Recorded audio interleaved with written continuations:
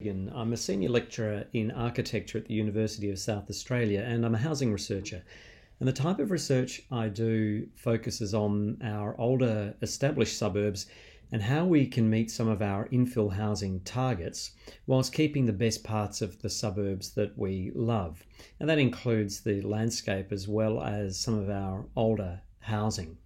We know that in the suburbs in Adelaide, we face a bit of pressure with what is called minor infill. And it's where single houses, traditionally single family homes, such as those we're seeing in grey here on this slide, are knocked down and replaced with a 3-for-1 development, such as this one over here on the left and this one at the top of the screen, and 2-for-1 development, where we see one house demolished and two put up with the block subdivided down the middle. So the work I do looks at how we can find alternatives to this, because one of the things that we find with this sort of infill model is that we get the extra housing we need, but we don't necessarily get more affordable housing or greater housing choice in the suburbs. And yet we know that in the suburbs there are lots of alterations and additions that go on all the time. So we're seeing lots of change in our suburbs, but we don't see all that much change in the housing type.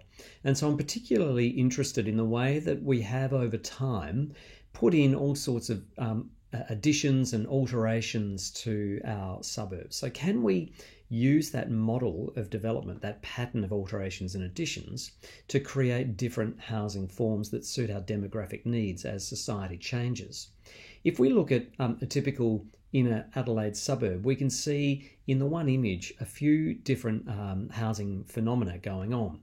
We have the existing older houses that haven't really been renovated. They might have a lean-to on them, but those lean-tos might be original, but nothing else has really changed, and we have a big backyard. We have the same types of houses that have been extended over time.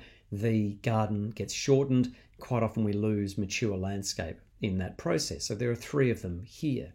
In the middle here, we have an older house that's been demolished and replaced with a much larger single house. So again, more of the block gets covered. We lose lots of the landscape. And then we have the duplex option, where one house gets demolished and subdivided into 2 duplexes. And although these are generally smaller than the existing houses, they're not necessarily more affordable. So it might be the case that in many of our suburbs, one of these dwellings actually costs more to purchase than the single house that they've replaced. So we can get a bit of an affordability issue going on in our older suburbs, where we're losing houses, gaining more houses, but not necessarily gaining housing diversity or housing affordability. And when I say diversity, I'm really talking about the choice in the sizes of the houses. So if you want to downsize, for example, in the suburb, how do you do it? Well, the real option for many of our suburbs is the block of flats. And so we have them in 2-story options like we have here on these 2 street corners, and we have them in single-story options as well. In either case, there's quite often a lot of driveway for car parking, a lot of hard surface, not much landscape, and not a great connection to the garden with many of the units. So when we look at all of this together, we can see a group of issues coming together.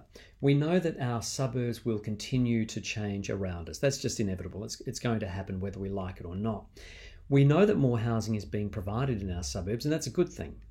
However, the creation of this new housing isn't actually resulting in greater housing choice for our residents. So the question is, instead of demolishing our older houses in our established suburbs, maybe instead can we alter and extend them, just like people do to make single houses bigger, but to create small infill housing instead that's suitable for a variety of needs. And so this housing model that I've been working with for a number of years now is currently speculative. It's not permitted under our existing planning system, which is where the Co-Housing for Ageing Well project comes in. Part of the goal for this is to test these ideas for single allotments in the suburbs and to see if we can find a way to, if there's an attraction to the model, to see if there's a way that we can get it into our planning system in the state's new planning and design code. And so there are a group of fantastic partners in this project. It's primarily funded by the Office for Ageing Well, which is part of SA Health, and the State Planning Commission and the Department of Planning, Transport and Infrastructure, who are rolling out and developing the new Planning and Design Code, are involved in the project as well. And then we have 4 fantastic council partners: the City of Unley, who are managing the project, the City of Burnside, the Town of Walkerville, and the City of Prospect. And at UniSA Creative, we're doing the housing research for the project. So what is co-housing? I need to just take a moment to explain what it is. In co-housing, individuals own or rent their own self-contained dwelling and a share of a common house. So it's not a share house arrangement, but it might be that elements are shared across the allotment and across the different dwellings, but each dwelling is itself self-contained and complete. The common house typically contains a shared kitchen, dining and living space, and these are very large so that groups of people can come together and share time together when they wish. A shared laundry and a guest bedroom that the residents can use on a roster basis. So instead of having an extra bedroom in your individual dwelling, you might forego that and take advantage of the shared spare bedroom or guest bedroom in the common house. So when someone comes to stay, for example, that might be really convenient for you to use in the common house, which means you don't have to have that space in your other dwelling.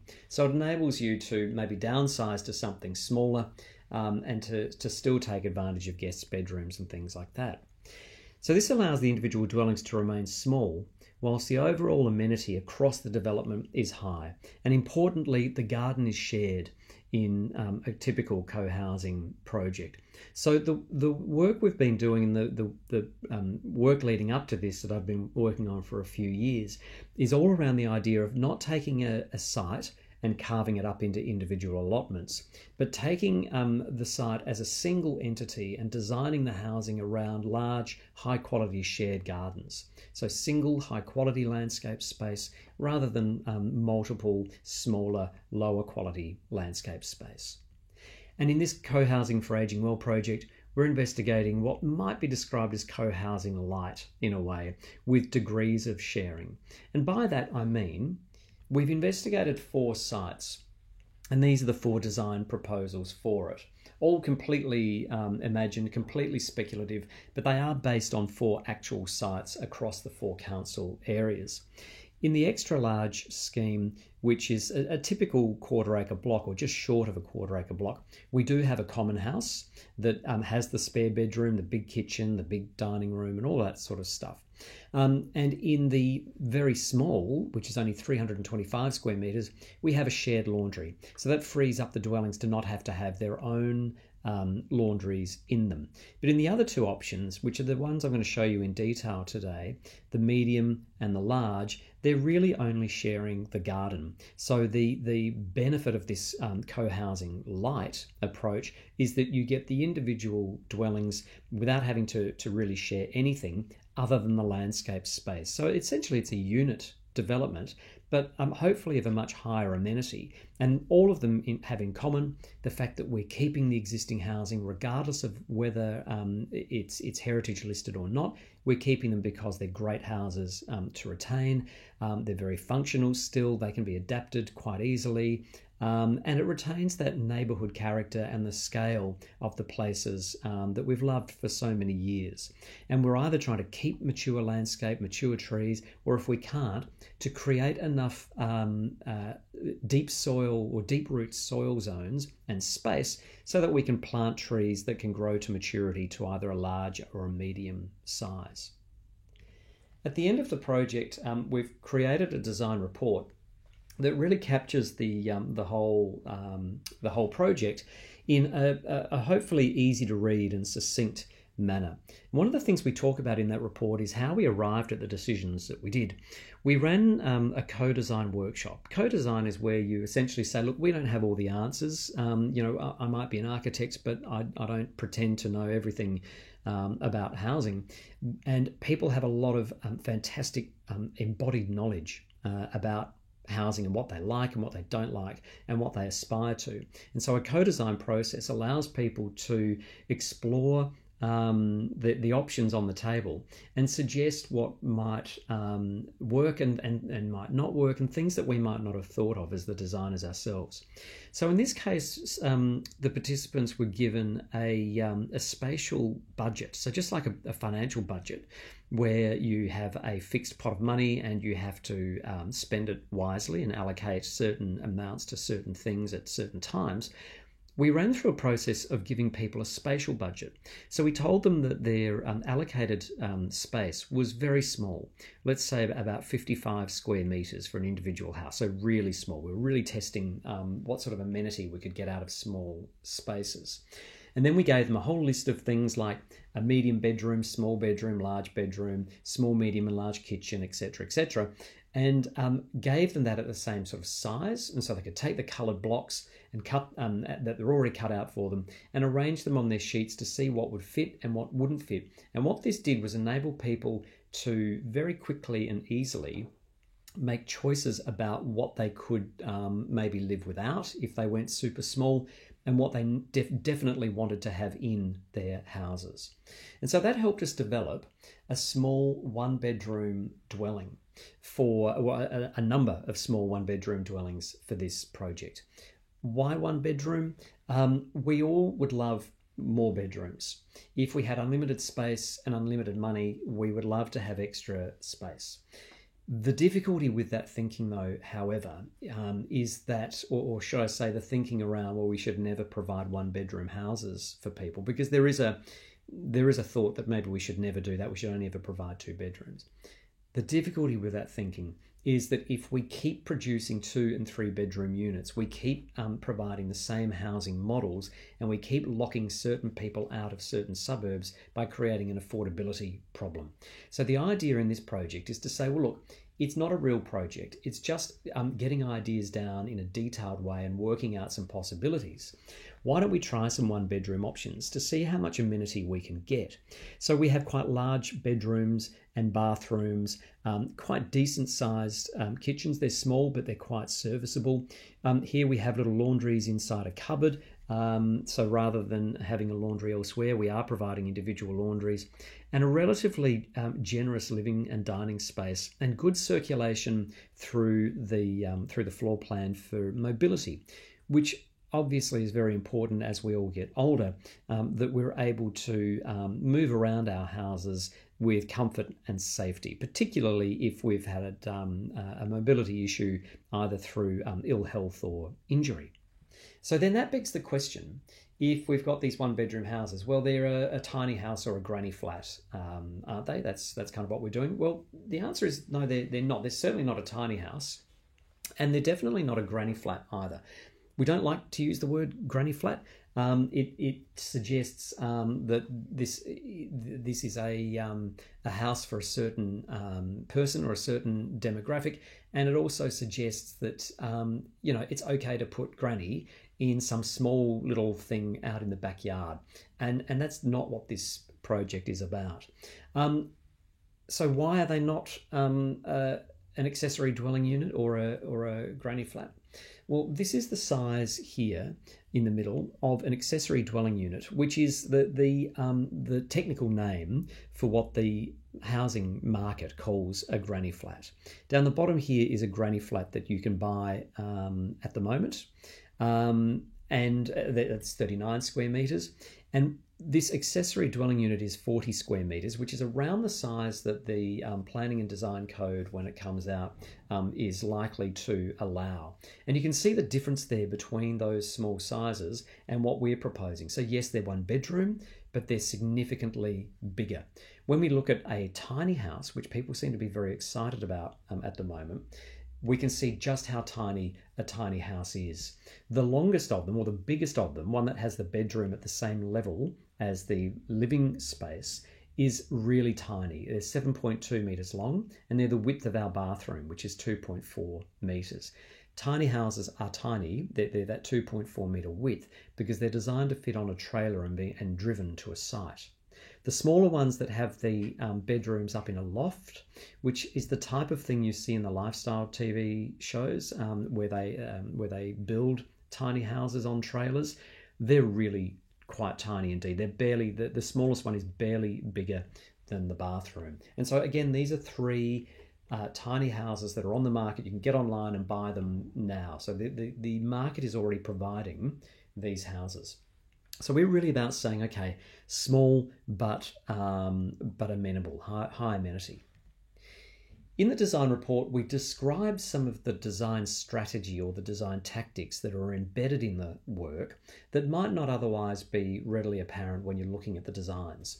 So, for example, when you're looking at the designs in the report, you'll see some big windows that go down to the floor, and they're at least as tall as a door and at least as wide.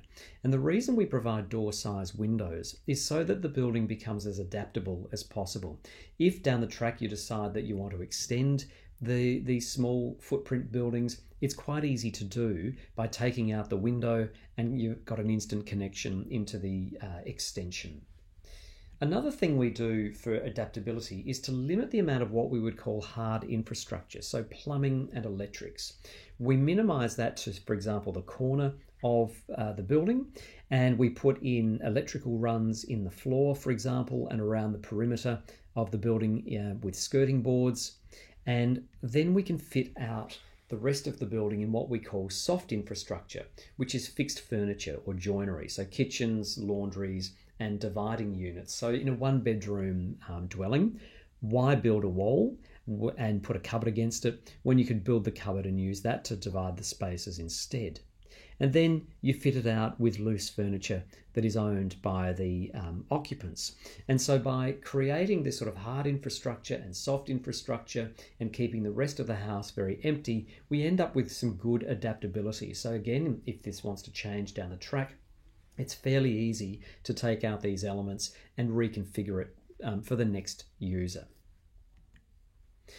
We provide pitched roofs in the little houses for a couple of reasons. One, it helps us get a good contextual fit with the neighbourhood and the older houses that we're around. And two, it enables us to provide some attic storage, which we can access with drop-down ladders. Drop-down ladders, attic ladders are very good these days. They can be motorised, so at a push of a button it'll drop down, and they can have handrails and all sorts of things.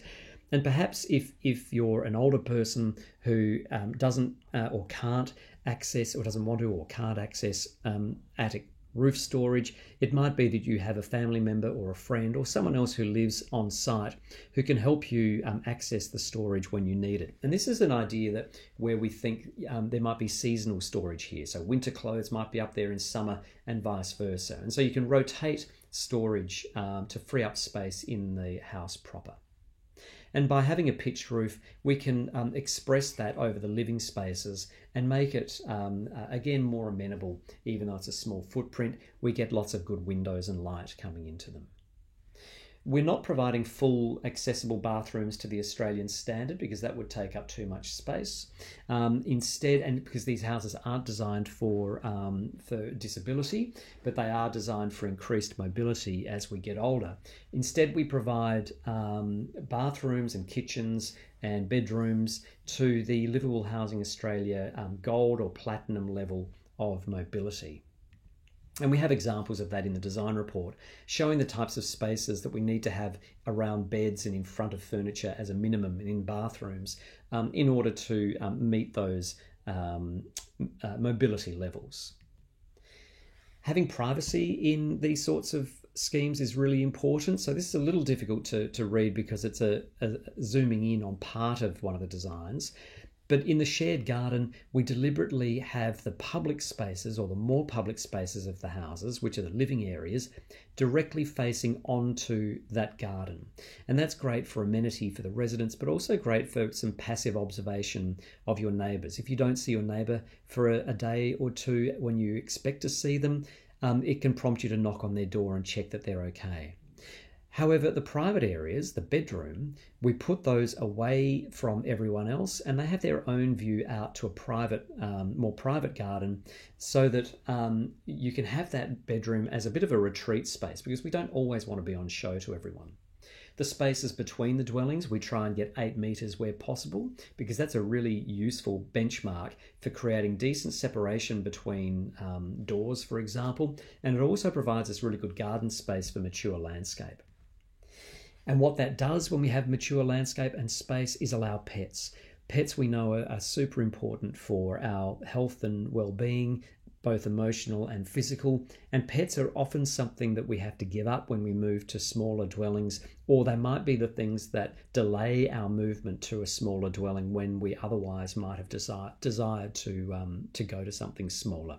And so having companion animals in these types of designs are possible, whereas they aren't as much in a traditional unit development. So let's quickly talk about these design studies. There were 4 of them, as I mentioned. I'm going to discuss the medium and the large in a little bit more detail. The medium is a 530 square metre block, which is 15.2 metres wide or 50 feet. And it's a very typical block width for Adelaide's suburbs. And this is the current arrangement. It's a villa and it has an extension on the back and it's covering 40% of the site. This is the co-housing for ageing well concept applied to the project. We have a small backyard dwelling, the extension is gone, and we're actually covering 35% of the site. So we're returning a little bit of the site back to garden, which is a really useful thing. What we are doing though is putting a second story in this backyard, which is testing the idea that maybe it's not such a bad thing to propose a second story behind an old cottage or villa. So we can tuck in within the roof line of the villa, we can tuck in a little second story dwelling here. And we can imagine this scenario when we're looking at the plan on the right hand side. That's the villa, the street is at the top of the page, and this is the ground floor in the backyard, and that's the upper level sitting over the top. What we can do is imagine that, let's say people have lived on this site for a while and they're eyeing off retirement or early retirement down the track, and they might have an adult child who is struggling to get into the housing market and facing a potential lifetime of rent, or they might have an adult child with special needs and they're looking to be able to set them up with some level of independence. They might also be looking at working from home and semi-retiring so that as they age, they're able to do so with financial well-being, not just housing well-being and health well-being. And so this is designed where the villa gets converted into a 2-bedroom house. So there are 2 bedrooms, living area and kitchen dining at the front, and a bathroom and laundry at the back. We have the shared garden in the middle, and then the backyard dwelling is a 1-bedroom house using those flexibility or adaptability tactics I talked about before with the removable furniture. There's a stairwell at the side, and that takes you up to another 2 bedrooms. So this could actually be a 3-bedroom house or a ground floor office and 1 or 2 bedrooms upstairs. And the stairwell here is actually a fire stair. It's accessed through a fire door coming from the ground floor, just like a hotel. 2 hotel rooms might have a fire door in between them. And you come up the stairs and you arrive at the upper level. If you wanted to convert the upper level to be a single bedroom self-contained dwelling, you can repeat the ground floor plan. We've got plumbing in the cupboards up the top here, and you can come straight up the stairs and into your own dwelling there. As we look at the floor plan, it's really about designing from boundary to boundary, and rather than carving up the site, saying, well, look, how can we fit something in the backyard that is not just a kind of second accessory dwelling or a so-called granny flat, but it is a proper small footprint house. And so we end up with the same amount of ground cover that we had previously, but we've got at least 2 dwellings on the site, and it could even be 3 or 2 dwellings and a work from home arrangement. And what it's demonstrating is that density and infill and increasing density, housing density, isn't necessarily about also losing landscape or also losing amenity. So you can imagine a family doing some sort of development like this to their advantage. In the large site, it's 675 square metres, it's a corner block, and we see a cottage here that's not heritage listed. None of the schemes that we've been looking at are considered heritage listed in these schemes, and this is the type of house that we might lose quite easily if it's knocked down and redeveloped. This is the current condition. It's covering 34% of the site, and it's a cottage with an extension and a garage at the back. There's the main street at the front here and a second street down the side. In the co-housing for aging well concept, that's the cottage. We removed the extension. We built a small footprint extension over here and shift it to the side, in order to open up some garden here on the right-hand side. And we build a little backyard house that's about the same size as the garage, but instead of housing cars, we're housing people. There's a carport next to it there instead for the cars. It's low scale. We take our cues from the existing cottage and we convert the cottage into a 2-bedroom dwelling. It has its own laundry and kitchen and bathroom and dining and living space, just like the medium scheme we just looked at. And here's a little 1-bedroom addition, again fully self-contained, and a 1-bedroom backyard dwelling, again self-contained. The one in the backyard is the one we were looking at before when we were comparing the size to an accessory dwelling unit or a tiny house. When we look at the entire thing across the site, again, it's a design for boundary to boundary. We're not putting up fences between the dwelling. We're consolidating the landscape into a high quality space that everyone can enjoy. This is the diagram we were looking at for the privacy issues, with the living spaces opening out onto this rather generous garden and the bedrooms being away. So in the cottage, the bedrooms are at the front of the house, so they face away from the communal areas, and the bedroom for the addition here in the middle also points away, as does the one for the backyard house. There are 4 sheds on the site, a shed for the garden and 1 shed for each of the dwellings for storage. There's space for rubbish bins over here behind a screen in a utility yard, and that's their bins for the backyard dwelling and the addition dwelling here in the middle. The one at the front has its own rubbish bin storage at the front here, and it has its washing line here and a car park. The dwelling in the middle, number 2, has its own washing area, drying area here, and number 3 has its own drying area over here, and the carports here house 2 cars, one for the dwelling at the back and one for the middle. So we get a really good sense that it has all the stuff that a single home needs, but we're combining it on the one site, but still working to get that amenity and the neighbourliness within the site, whilst also giving back to the neighbourhood and giving back to the community by not losing the cottage, by not overdeveloping the site, and by maintaining a really pleasant garden. What might one of these look like in the flesh? Well, we're unable to do one in the flesh yet, but we can do one digitally and imagine what it might be like. And so here we have an aerial view of the cottage on the left, the addition in the middle, and the backyard dwelling on the right, with the carport and that service yard on the far right-hand side, all centred around or wrapping around this rather generous shared garden. We can stand on the back on the roof of the backyard dwelling and look down and get a sense of the relationship between the old house and the new addition and how well they might come together. From the street, we see exactly what we saw before. It's a cottage, it gets renovated, we don't see anything behind it. We maintain that street character. As we turn the corner of the site is also retained and enhanced. We see the old cottage just as it's been for decades.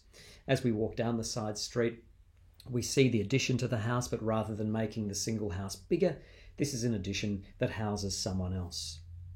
As we come down further and look to the left, we start to see the backyard dwelling in the space where a garage might normally be. And as we walk down the street further, we see that garage-sized house. As I said before, instead of a building to house cars, it's a building to house people. As we walk back up the side street and look down the gate, we see the relationship between the dwelling 2, which is the addition on the right-hand side, and we can just see on the left there behind the bushes the backyard dwelling number 3. And we can imagine this lady in the middle of the picture. She lives in the cottage, and perhaps she's walked from the cottage across the deck in front of the dwelling 2, which is the addition to her house, and she's going to have a coffee with the resident of dwelling 3 in the backyard. As we pivot around, we get that sense that the garden is generous enough to be a dog, so maybe one of these residents owns a dog. One owns it, but everyone benefits from the companionship of it, and maybe they decide to take the dog for a walk together sometimes. We're standing now outside that backyard dwelling, looking back towards the cottage, and we can see the deck being used as a connective piece between the three dwellings. But maybe the residents of this this development decide that they don't like it being so close together and people walking past each other's front doors all the time. So it might be as simple as buying a planter box, planting it out, and softening the distances between and forcing people to walk down through the garden to get to another dwelling. These are the types of things that we're very interested in investigating, is how we can either dial up or dial down how much interaction people have, depending on what the residents themselves want. And each of these developments might be different. Some might be radically different, some might be subtly different. And so you can imagine a multi-generational scenario where perhaps the young family here, maybe they own the house and they're developing something with a parent or an older relative or an older acquaintance or friend for them to live in the backyard. Or maybe it's the older person who owns the property and they've gone in on a development with the younger family to give them a foothold in the housing market. Either way, it's housing that we're investigating for a degree of sharing, but also a degree of autonomy. It's not a unit development. They're not accessory dwelling units. It's a type of housing model that really doesn't exist at the moment, and it really relies on keeping the existing housing and trying to not just provide some of the housing we need, but to try and maintain some of the best aspects of what we love about our older suburbs. And I thank you for listening. If you're wanting to download the report, you can download it from my website, which is madigan-architecture.com.